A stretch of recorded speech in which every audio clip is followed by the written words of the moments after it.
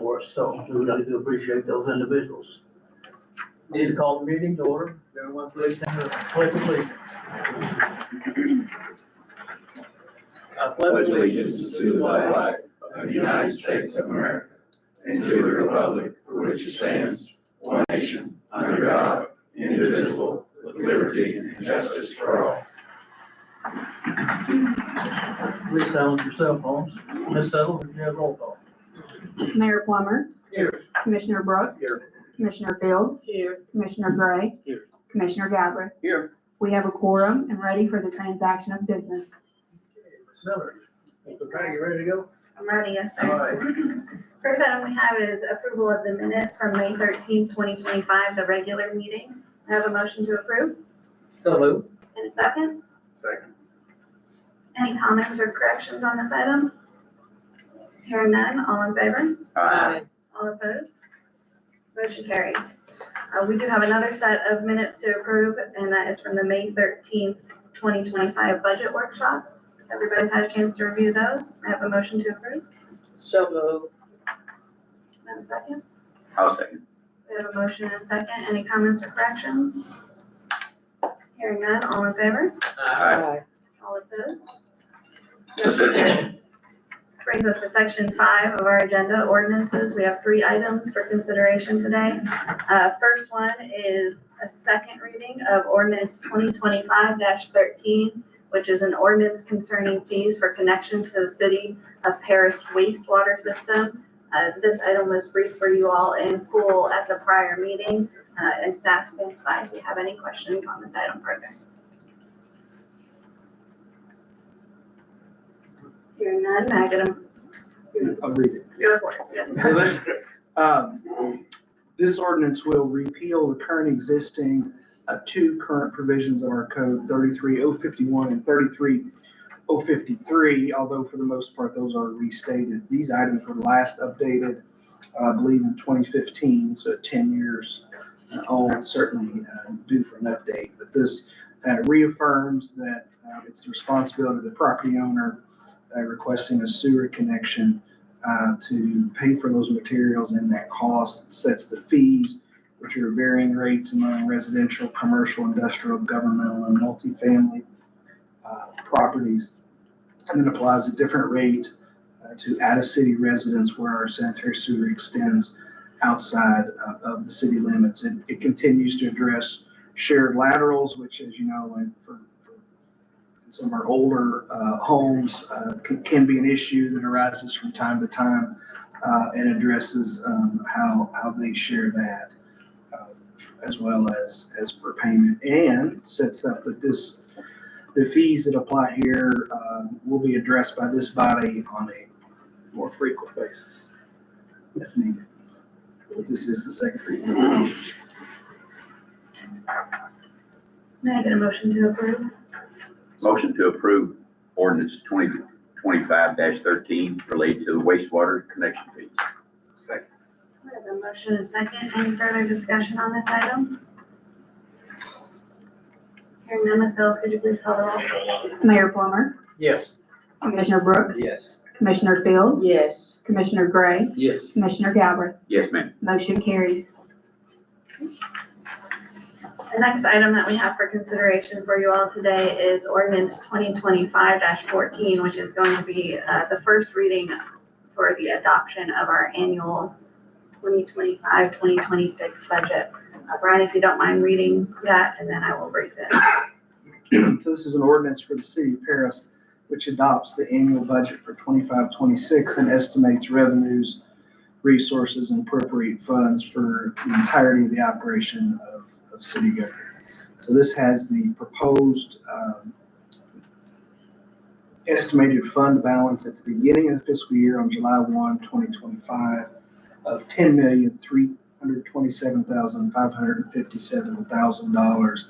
Estimated budget revenues throughout the fiscal year of $13,166,214 on the governmental side. The total funds available throughout the year of $23,493,771, and budget expenditures on the governmental side of $14,045,000 $214, which leaves an estimated ending fund balance as of June 30, 2026 of $9,448,557. And on the utility, the proprietary fund, the estimated fund balance as of July 1, 2025 is $5,157,460. Estimated budgeted revenues for the next fiscal year of $25,443,716, which leaves total funds available throughout the next budget year of $30,601,176.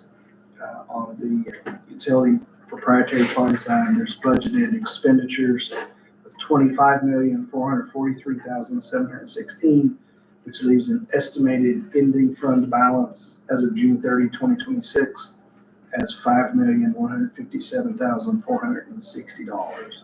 This will be the first reading on May 27th. Thank you, Brian. So as you all recall, we've had several discussions related to the budget. We started by doing our strategic planning kickoff, and a lot of the information and priorities that were identified in those sessions helped us develop the budget this year. Staff did a lot of work into putting forward their needs for this fiscal year and was very thoughtful. So I appreciate all staff's work on this item. We've had joint meetings with the fiscal court to discuss those agencies that we fund jointly. And then we've had a couple of budget workshops here, the most recent one for us being just this past May 13th, 2025. So the items that are for your consideration today, the ordinance is very similar to the draft items that were presented at that budget workshop. Same things were included or not included. I'm happy to go through any of those additional items. The only major change that you will see in the numbers is as we made the decision at their most recent meeting regarding the Millersburg Road Sanitary Sewer Project and the Fords Mill Road, we've made some adjustment in the budget to reflect those. So if it is all right with the commission, I will just quickly run through our budget message. You all have received a copy of the budget message, which is a high-level summary of the budget as well as the capital plan. So if you go to past the first page on the title page, the first content page, this really summarizes and breaks down the different funding and the different aspects of the budget. It goes on to talk about that we have two major funds being the general fund and the utility fund. In the general fund, which drives our governmental services such as police, fire, public works, it's overall financially stable with sufficient fund balance. However, we are experiencing a continuous increase in costs, and we need to continue to look for ways to diversify and expand our opportunities for revenues. We continue to fund our community partners and joint funded agencies. Of note, we received over a $220,000 increase to those when it comes to EMS and E911. So we know that that was a major expense for us this year. But this commission continues to prioritize public safety with approximately 69% of our general fund dollars being spent on public safety functions to include police, fire, EMS, and 911. We do know that we've recently in past years moved to the hazardous duty retirement plan. We did see a decrease in rates from the state for that. So that was great to see come across. And we did have a modest increase of our medical insurance rates of 6.5%. But we discussed that at the prior meeting as well. We are seeing aging facilities. We do have some costs related to the bridges, which is resulting in an increase of expense in our public works department, particularly related to this building here. So with that, it does require us to allocate some fund balance in order to assist, especially with those one-time larger costs. We're going to continue to allocate funding for our road resurfacing and funding of properties that are chronic nuisance issues within the community. And it also provides some technology updates and replacement for our fleet as well. As we look at our utility fund, it does highlight that we are in year 2 of a 3-year rate study. So this budget does assume the further implementation of that, and those new rates will be effective in July.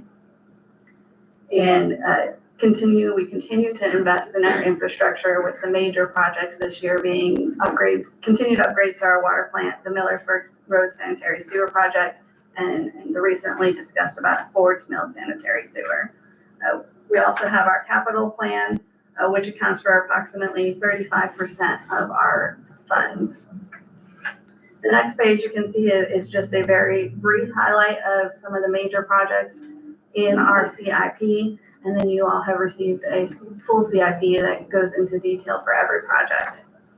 As we keep going to the next page, you can keep going there. Thank you. We hit on our personnel changes. We are requesting to increase the number of headcount this year by adding a financial specialist. This would be, we've previously been calling it the collections position, but as we sit down and iron out that job description, it includes some additional duties. So labeling that as finance specialist. This budget also does include a proposal for an engineering technician or a engineering services director, a city engineer. You can go in a couple of ways with that, but this is included in here. We are also proposing to do a temporary backfill for GIS. We know that there's an upcoming retirement there that we want to make sure we are prepared for. It does freeze or continue to freeze 2 positions, one of them being in the police department, a position will be frozen, and in the electric department, the position that was frozen this year will not be unfrozen as far as funding goes. There are some additional operator positions being funded. We moved to a 24/7 operation in the water plant this year, and we approved an additional operator in order to accomplish that. In field operations, we had previously contracted out line locates. We're bringing that back in-house, and so we are accounting for that with an additional personnel headcount here, as well as we move to open the transfer station a partial year. We will evaluate and see how the operations go forward in that building, but we would love to account for if there is a need for an additional person. If we go to the next page, this is just an overall summary of our general fund revenues. You can see the difference between the amended budget and the proposed budget here. I do like to highlight that only about 10% of our general fund revenues is coming from taxes. So as stated in my earlier statement, it's very important that we continue to look for different ways to diversify our revenue. The next page goes on to talk about the expenses for the general fund, and you can see the breakdown there. Similar to noted before, you see what a large chunk that our public safety departments take on for our funding. As we move to the next page, you have a summary of our utility fund revenues and how that breaks down. That does include the new rates that are proposed this year, and the following page is the breakdown of the utility fund expenses by department. So this just gives you an overview and summary of how those items are going forward. Following that last page is a breakdown showing that, or not quite last page, second to last page, is just some additional information showing the breakdown of our capital projects are about 35% of our budget, 29% for personnel, and 29.7% for operating. So that shows you of our major categories how our funding is being spent. And then the last page there is just a summary of some of our demographics that shows how our community continues to trend. Brad, did you have anything you want to add? No, I don't. Stand by for any questions. Again, I just want to end my presentation by thanking all of the staff for all of their work on the budget. It's a labor of love. A lot goes into it, and it was a great year, and I appreciate it. Job well done. Thank you. This is first reading. Any further comments? Then we will go into first reading of ordinance 2025-15, which is an ordinance related to the amendment of the compensation schedule and creation of new job titles. So each year when we do our budget, we bring along changes to our compensation scales to be considered. We discussed this item in the budget workshop as well, that there would be approximately an annual equivalent of $1 an hour of a change to the rates in our pay schedules. Certainly our extended shift personnel in fire, for example, that's gonna come closer to about 75%. So it's not exactly $1 for everybody, but you all have the current as well as the proposed compensation schedules. What we end up seeing is there's a variety of staff that receive anywhere from a 2.11% increase up to a 7.07% increase. But the average cost to the city is about 3.5%. There are a couple other items that are included in this proposed change and were accounted for in the budget as well. Some of those include changes to the CLEF and PIF amount. Those are state defined and we get reimbursement from the state for those. It does add a specialist pay for a OSHA 30 certification as we continue to be more safety focused in our field positions. And that's going to be, your public works, your field operations, things like that. An additional incentive if somebody's completed and maintained their OSHA 30 certification. It also removes some limitation related to number of personnel on the fire instructor certification. Currently, we have staff who are certified exactly the same way and doing additional functions, and some are receiving payment and some are not. So we would like to make that a more consistent administration. This proposal also, I talked about the new positions. I won't go over those again, but adds those to the pay scales. We have identified several other positions that I encourage you all to continue to look at when funding becomes available. We talked about those during the budget presentation, including public information specialists. We talked about the idea of a fire marshal inspection, IT specialist, some risk. There's some additional needs. The schedules are also include some cleanup of footnotes, cleanup of titles, and some other administrative changes.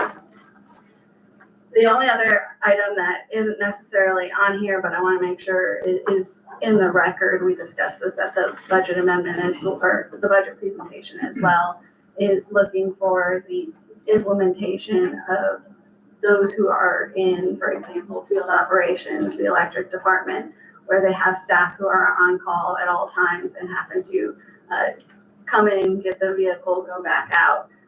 We have accounted for in some of those departments, as long as they have the vehicle and don't need another vehicle, to move forward with implementation of a take-home vehicle for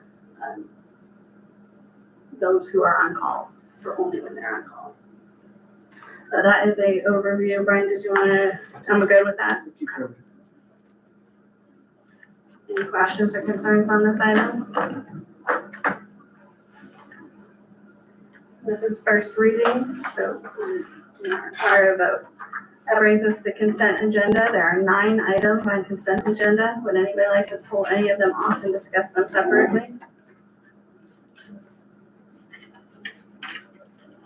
Hearing none, may I get a motion to approve the consent agenda? So moved. I'll second. We have a motion and a second. Any further discussion? All in favor? Aye. All opposed? Motion carries. This brings us to Municipal Order 2025-41, which is a municipal order authorizing contract for outsourced human resources services with Hannah Resource Group. This is an item that I bring before you all for consideration. There are 2 options that I wanted to bring forward. You all are aware we have a HR department of 1, and it is a pretty critical role. And so we've seen a recent resignation over it. And while I know we've got capable staff who can continue to help move things forward, I do think that's important to get somebody in here with some HR background in order to help that transition period. We do currently have that position posted. We have started those interviews, so we are moving aggressively to fill that role. But I anticipate that there will be a break in time between when I leave, and I'm currently assisting with those duties, and when the new person comes on. So Hannah Resource Group is pretty well known around the area for providing HR consulting services. What we had them do was to come in and do an HR assessment in general to say what's working, what's not working, where are our strengths and where are our opportunities, just to help us know what we needed to focus on as far as filling that role, what level of position we needed. So based on that assessment that came back, they came back with a proposal for about 24 hours a week, and they said, for a transition period, this is what we think would be the most reasonable amount of time that we would need to help you all continue to maintain. You see that the quoted price there is $9,500. So coming back, we took a look at what our budgeted amount, what we were spending on that role when it was a position, which is about $6,100. And so ask the question of, well, what can we get for that? For a budget neutral option, what can we get for that? And that's going to be about 60 hours a month, which breaks down to about 14 hours a week. So I have those two options here. The first option is based on a projected need, and the second option is a reduced option that considers our budget. I think that either one of them are worth looking at moving forward, but I do think that's important to get some assistance with the transition. I do want to note that there is, for example, in option B, which is the one that aligns with our budget, it's a 60-day minimum, and there's a 30-day notice for cancellation. So what would happen, which I think is okay, because when you get the new person in here and we issue a cancellation, you might want a little bit of overlap there, but that could be a little bit of a budget impact as well. So my proposal would be to take one of these options and get a contract in here to assist with the transition for this position. How close are we? Hiring. So we have done probably 4 or 5 interviews. We have some more interviews through this week. We're hoping to make a selection this week. And then, we would be at least looking at, assume everything comes back, background check, the fastest, we're looking at June 10th commission. But that's probably pretty aggressive. So I would say more realistic, you're looking at the second meeting in June before you approve somebody. I personally like option B, just say B It's would a be. no impact to the Yeah. budget. I think the hours are pretty sufficient, I don't think. That's my own thoughts. My thought was that I'd rather be safe than sorry. That was just me, I'm thinking of it from that standpoint. And again, how long would the contract, could we change my thought was, could we change the contract? Let's say we go with Hannah Resources. And let's say we could start out with, let's say, the 90 hours. Then somewhere in between, if we fill the spot, could we switch it back to 60, or could we do something along that line? I don't know. That was my question. I think you would be better off if you can go to the 60 hours and then there's a provision in that contract if you needed additional Oh, hours. I could escalate it after. Okay. Right, so I think, for example, currently Okay. we're in open enrollment. Okay. We'll be able to get most of that done, but there will be a heavy amount of the annual adjustments and things like that, that maybe the first week or two, we want to spend those extra Sure. hours. But I think that you'd be better suited to do the lower option and do the additional hours. 60 You hours. gonna say something? The exact thing she said was if you go over the 60, it'll just bill you by hour. Yeah, About the hour. Yeah. Okay. I would make a motion that we B. So there's a motion to approve option B. Do I have a second? I Sharon. have a motion and a second. Any further discussion on this item? Ms. Sells, could you please call the roll? Commissioner Brooks, Yes. Commissioner Fields, Yes. Commissioner Gray, Yes. Commissioner Galbraith, Yes, ma'am. Mayor Plummer. Yes. Motion carries. This brings us to resolution 2025-9, which is a resolution authorizing early payoff of a bank loan for city-owned vehicles. Brad, I'll let you start. Okay, thanks. So what we're looking at here is back in January 24, we had done some financing when we purchased some police vehicles. That note is down to about 144,000 right now, or and just I'd say 144,600. When we were going to go purchase the most recent vehicles here that were in this fiscal year, we were almost considering paying cash for those outright. However, the interest rate was coming back a little bit lower than the 4.99% on this current loan. So we kind of had started talking about maybe just go ahead and finance the purchase for the fiscal year 25 cars and then go ahead and pay off this loan here with a higher interest rate. That would, number one, kind of free us up a little more for us to do some financing in fiscal year 26 with the purchase of police cars. And then, you know, I guess from my standpoint, it would keep us just maybe carrying 2 notes on the police cars. And at that point in time, we could, you know, as we roll into the end of the year, fiscal 26, consider paying off the, you know, current loan that we have for the fiscal year 25. I think that's a pretty good rotating schedule. I know we did for the month of May in the general fund, had some pretty good cash collections that, you know, we really aren't dipping into the savings account here to pay off this loan. So we kind of felt that this was a good move to go ahead and do it this time. We do anticipate this will save us about $6,500 in additional interest that we would be paying. And this would require, when we come back to do the final budget amendment for the fiscal year, you would see this because this is not technically a budgeted item, so we would have to adjust the budget to account for that. Thanks. So moved. Second.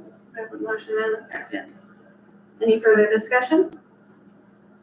All in favor? All opposed? Motion carries. This brings us to resolution 2025-11, which is a resolution approving the funding of certificates of deposit. Do you want to start? Sure. this one? So yeah, basically, once again, about this time last year, we were authorized to do roughly around 3 million in CDs for the general fund and about 500,000 for the utility fund. We do have several of those CDs maturing here in May, and with availability of some extra funds, in particular in the general fund, what we'd like to do is go ahead and increase the ability to invest up to 4 million in CDs, and then also increase another 500,000 in the utility fund for potential CD investments. Doesn't mean that we will necessarily right away go up to 4 million. I think one of the CDs that we do have maturing, we're going to roll that over and potentially add like 250,000 to that CD, but that would kind of be the philosophy as the CDs mature in the future this fall and even into the winter, potentially looking at adding some additional funds to those. And also in light too, as these CDs mature, we are also just rolling over the interest on those as well. So we're seeing, you know, obviously seeing the increase in those balances as well on the CDs. So I'm pretty excited. You all know there was a lot of work that went into the investment committee that we stood up, and that committee is continuing to meet regularly. So I'm always pleased to see that. So what this does, as Brad indicated, this doesn't necessarily mean we're going to go out and automatically stick that additional amount into a CD, but gives the investment authority a ceiling of when they need to come back to commission. So we certainly would look at cash available, and the investment committee would be able to make those recommendations. Still, the only thing authorized by this board is investment in CDs. Our investment policy does allow us to do something additional, but if the investment committee proposes to do anything other than CDs, that will come back to city commission as well. So there is still open and transparent communication with the city commission of how items are being invested.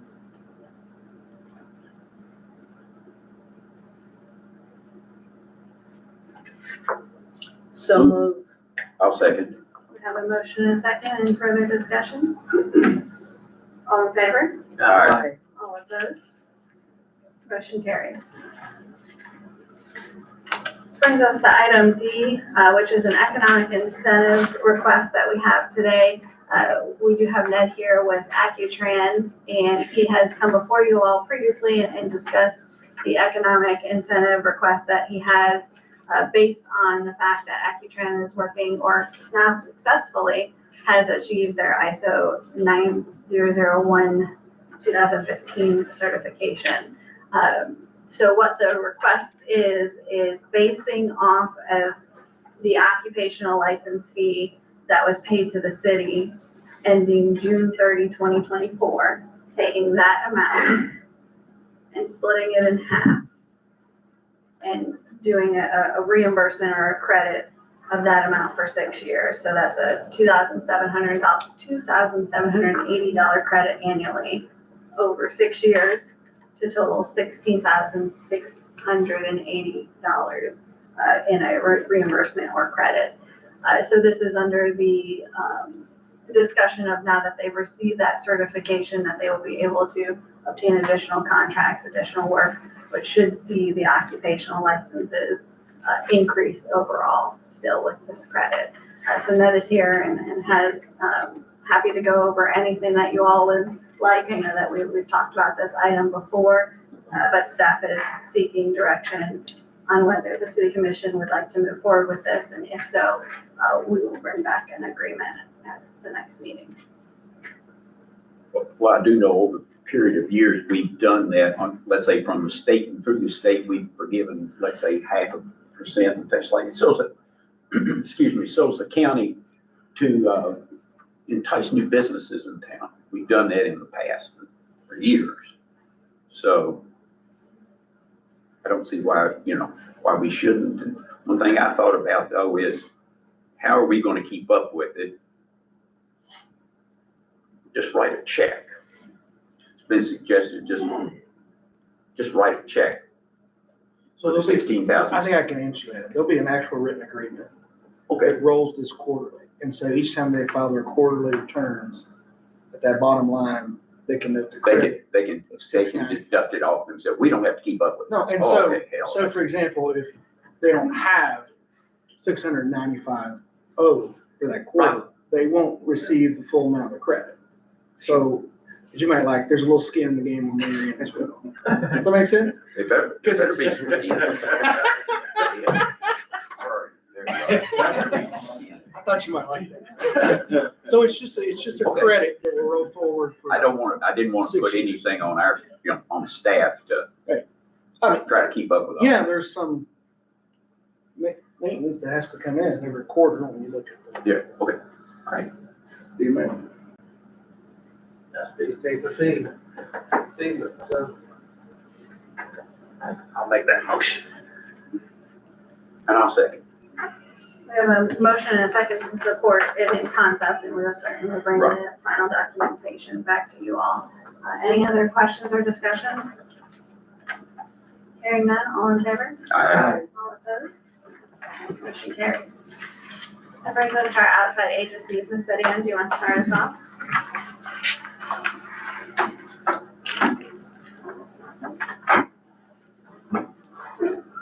Good morning. I Good only morning. have two things today. And the first one is, I've been talking about this commercial that we were gonna film for, I don't know, a long time. And so week and a half ago, Chamber and Tourism are paying for it together, which makes it quite feasibly economic for us.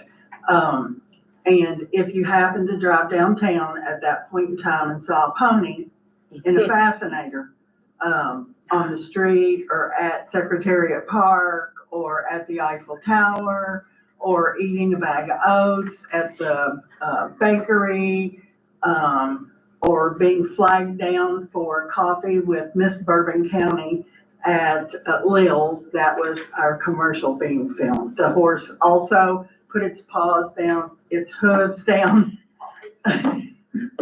Its hooves down on the Horse Walk of Fame to see if it measured up to one of the celebrity horses. So Allison and I today will be going over, we've gotten it in, and there's a couple of things that we see that we'd like to change or add. So I would assume that'll probably come out the month of June. So be watching for it on WTVQ. We like to do lighthearted commercials, hoping that everybody will talk about, did you see the cute commercial with the little horse that invited you to come to Paris? So that's our goal in those kind of things. July 19th, mark it down on your calendar, is going to be Bourbon County Night at Legends Ballpark in Lexington.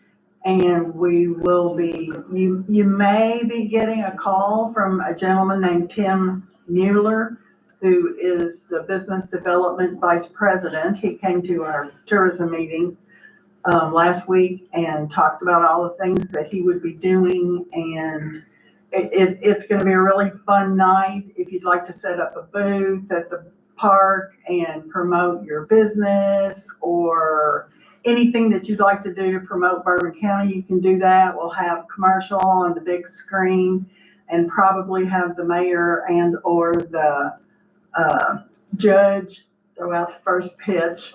So, yeah, okay. So it's a Saturday night, there'll be fireworks, and we just get to honor all the first responders in Bourbon County and in the city and the county. So we're looking forward to that. Jamie, you can come back for it. What channel will the commercials be on? 36, WTVQ. Sorry. I know it's something different on everybody's channel. So. Thanks, Betty Ann.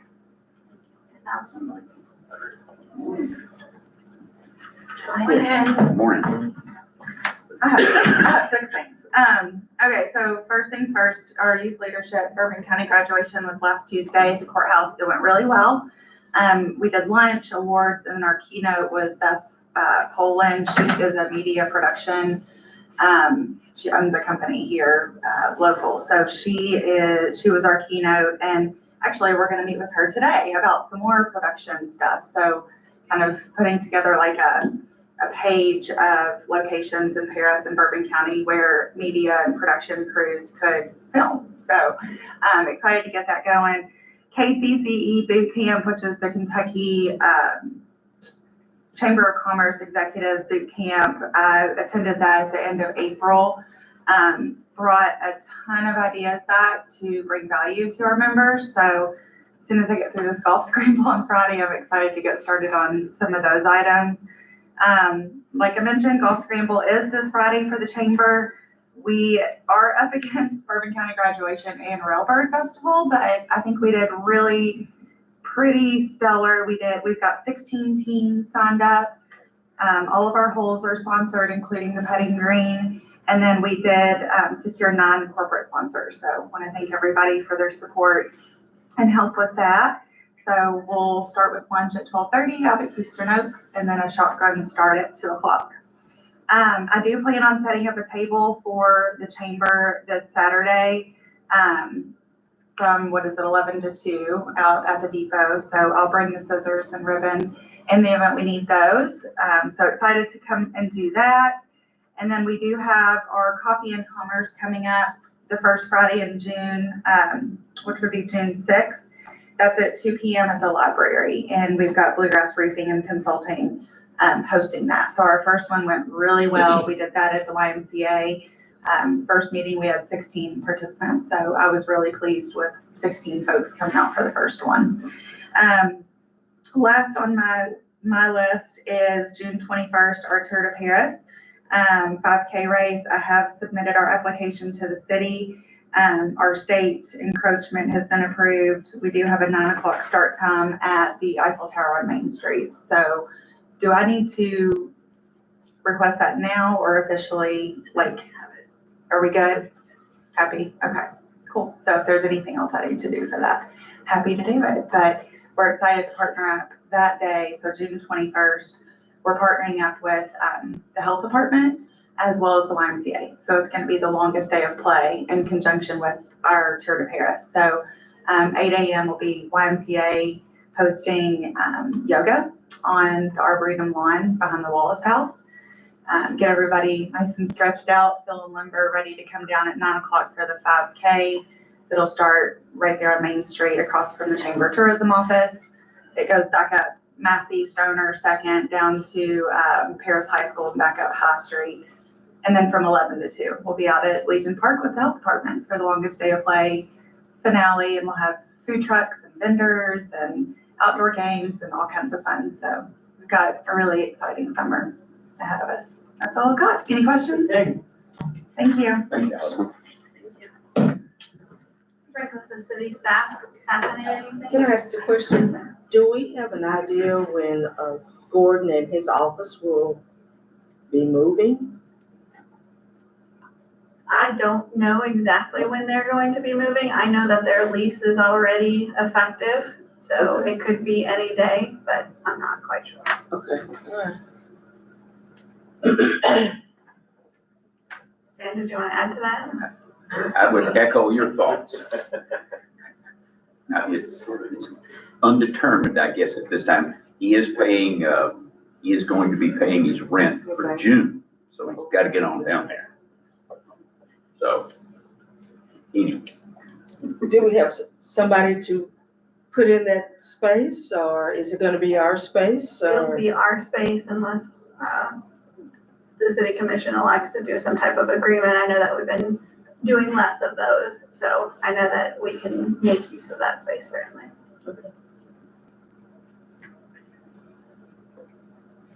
Staff, do you have any updates from staff? Yeah, go ahead. So on the AccuTran, I just thought of it after we moved on. Is that gonna be effective second quarter of this year or third quarter? go forward. To go forward, so starting third quarter of 2025, Which first is quarter of fiscal year. July 1st. Sorry, I'm living in your world. I know. July 1, Okay. for the new budget year.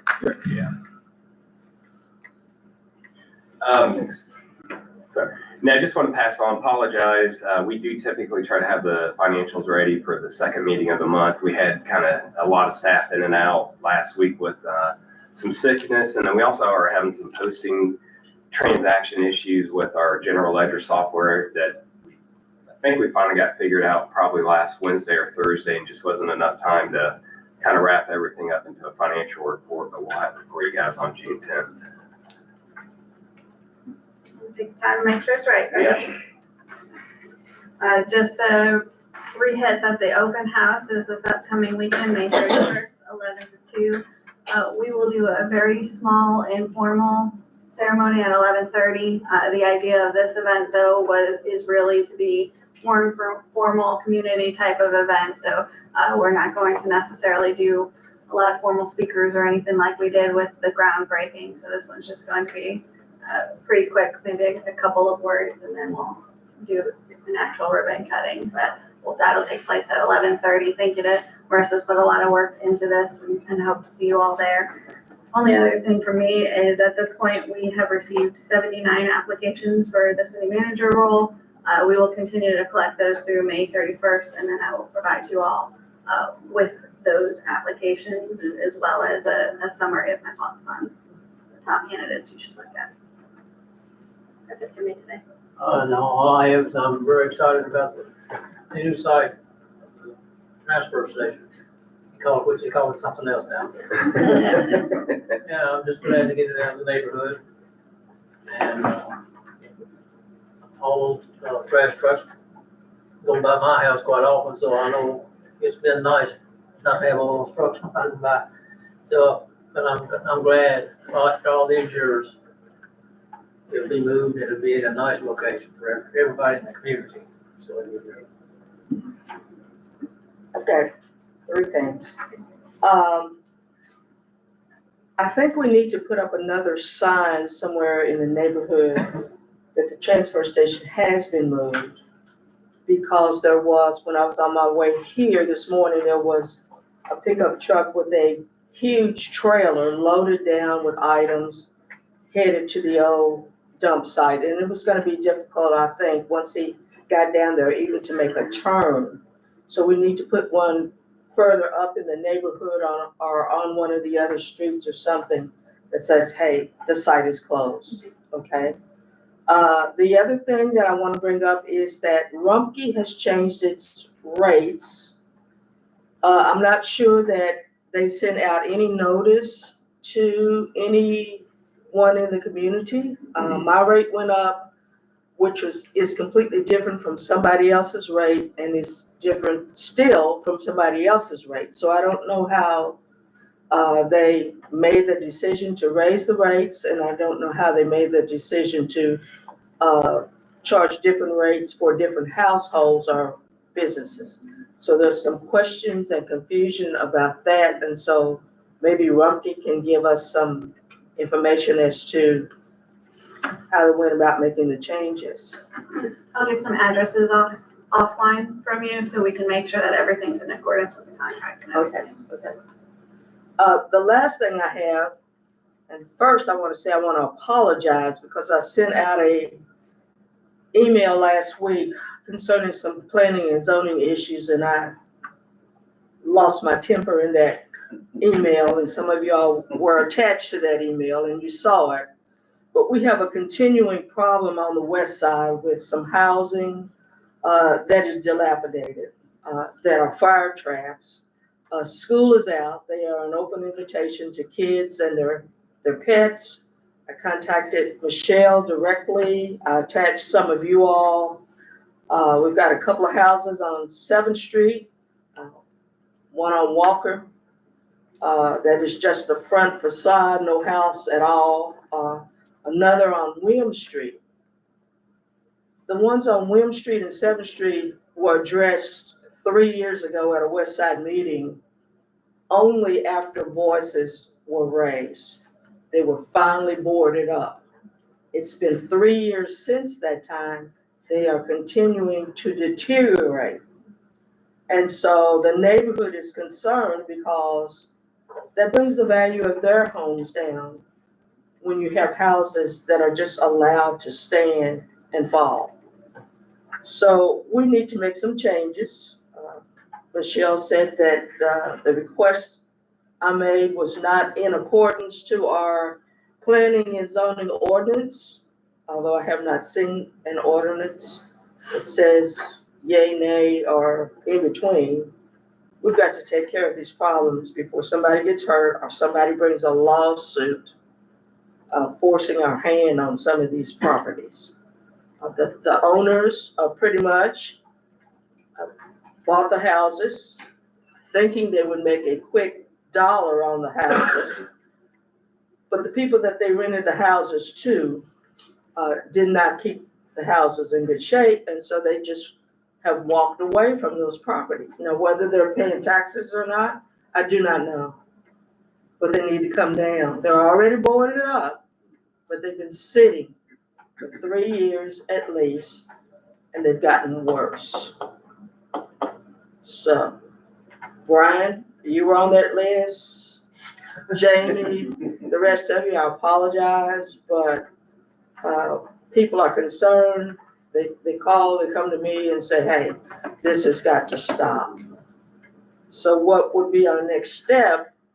It's seeing that the owners either take care of their property, either sell their property, or tear down those properties. For the city to go forcibly tear something down has to be a higher standard, not just dilapidated. There has to be some emergency to it, if collapse, risk of fire, whatever. There are other options. Let me sit down with you. We can kind of look at them because there's probably other properties that fit the same criteria. It's just perhaps no one is living next to them or no one's calling about them. But probably ideally it would be to find several of them and address them all at once. There's 4 right there. I know, but my guess is there's others. There are. Yeah. There are. So how many would we need to discuss? Well, 4's enough. I'm just saying, if there's 4 here, but we know of an additional 5, why not address all 9 at the same time? but if you know for me. And Brad's been more over the last month or so, starting to engage a little bit more closely on the code enforcement process, because I do think that there's some additional things that we need to address for that process as a whole. So I think we recognize that we have to maybe bring some changes forward. We have to make sure our process is tight, that we're following it in a way that is responsible and accomplishes what the goal is for everybody. Do you need the addresses or anything of the I've property? got the 4. I Okay, say 4. I think it was 4. okay, And we can get them offline. okay. All right. We'll talk. I'm trying to find the Rumpke contract. Sorry, Okay. I'm trying to multitask here. Okay. I have nothing. What? Everybody gets a break this week. Okay. Anyone else? Oh, and I move to adjourn. And I'll second that. All in favor? Bye. Word. Someone.